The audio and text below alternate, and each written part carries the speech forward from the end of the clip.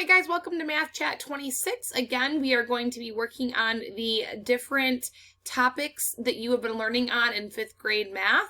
So we have algebraic thinking, base 10 numbers, fractions, measurement and data, and geometry.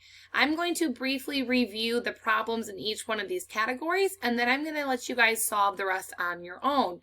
I've uploaded a few resources for you with this math chat because you're going to need them to help solve a few of these problems.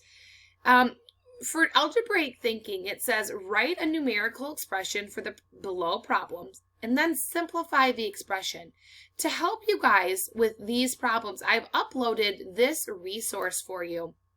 This looks similar to another resource I gave you at the beginning of the school year, and it's vocabulary that is used with different mathematical operations. So for example, if you see the word remainder, you know you're working in division.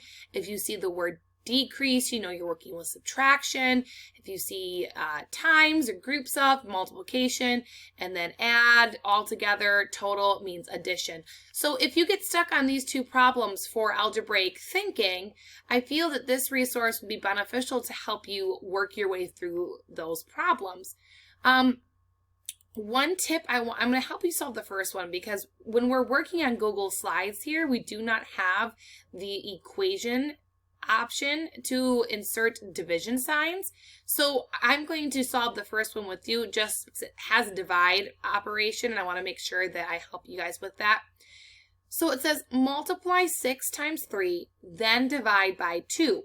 Well, we know that we're just going to rewrite that in number form by doing 6 times 3.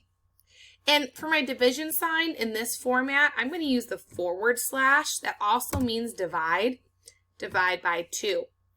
I know with order of operations, though, in PEMDAS, which you guys reviewed in the previous math chat, I need to put in parentheses what I want to do first. And I know that I need to do 6 times 3 first because it's telling me to. Multiply 6 times 3, then divide by 2. So I want you guys, I helped you get started off on this one. I'd like you to solve this. So you're going to multiply 6 times 3, take that product, and divide it by 2. And I want you to write your answer right here. Same down here, you have the quotient of 12 and 2 subtracted from 36. Again, look at this resource to understand what the word quotient means and where that falls at.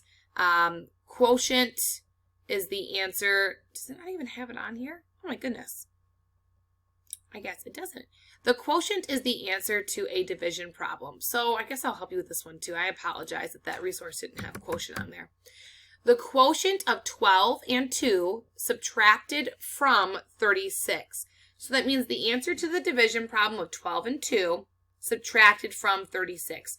So I need to do 36 first, and I need to subtract the quotient of 12 divided by 2. So you need to do what's in this parentheses first, 12 divided by 2. That's the quotient of 12 and 2. And subtract that answer from 36. And that was what you need to write down right here. Down here for base 10 numbers, we are working with decimals and we are working with exponents. I'm going to do the first, let's see down here with you guys. I'm going to do 2.3 times 10 to the first power. So I'm going to go over here to my whiteboard app, and I'm going to do 2 3/10 times 10 to the power of 1. Now, when I am multiplying, I'm moving my decimal to the right because my number is going to be growing. It's going to be getting larger. And I move it to the right by how many zeros there are, or by what that exponent is telling me. So I'm going to move it to the right either one time because I have 1 0, or I have to look at my exponent and I have 1 as my exponent. So that means I need to pick up this decimal and I need to move it over to the right 1 time. So 2.3 times 10 to the first is going to get me an answer of 23. And I'll put that answer right in here for you. Okay, this is a review. We did these in the beginning of the year.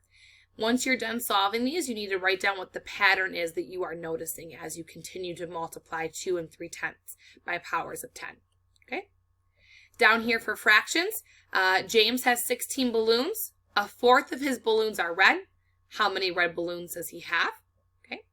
That word of means multiply. Okay. Oops, there we go. 1/2 of his red balloons pop after 10 minutes of playing with them. How many of his red balloons popped? So you need to solve this one first to figure out how many are red. Half of his red balloons popped. How many of his red balloons popped? So you need to solve this one in order to get your answer for this one. Down here for measurement and data, Jamal has 24 inches of yarn. How many feet of yarn does he have? Just a quick reminder to you guys that I'll write down right in here. There are 12 inches in 1 foot. Okay. Ricardo has 1/2 foot of yarn. How many inches does he have? Again, use this down here to help you solve those ones. Down here for geometry, we were not able to get to this concept to review this year, but this is something that you should have gone over in 4th grade. And I've uploaded another resource for you, and it looks like this. We can identify types of triangles either by side or by angle. And it's asking us to identify them by their angles. So if you look at this resource, we have an acute triangle, which means all 3 angles are less than 90 degrees. Okay, an acute is an angle smaller than 90. We have a right triangle, which has one angle that equals 90 degrees. Okay, and that would be this angle right here is equal to 90 degrees.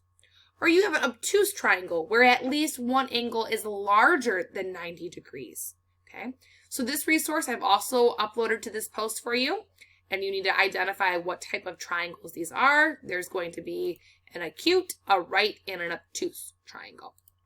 That is it for this math chat video. If you have any questions, don't be afraid to reach out, and good luck.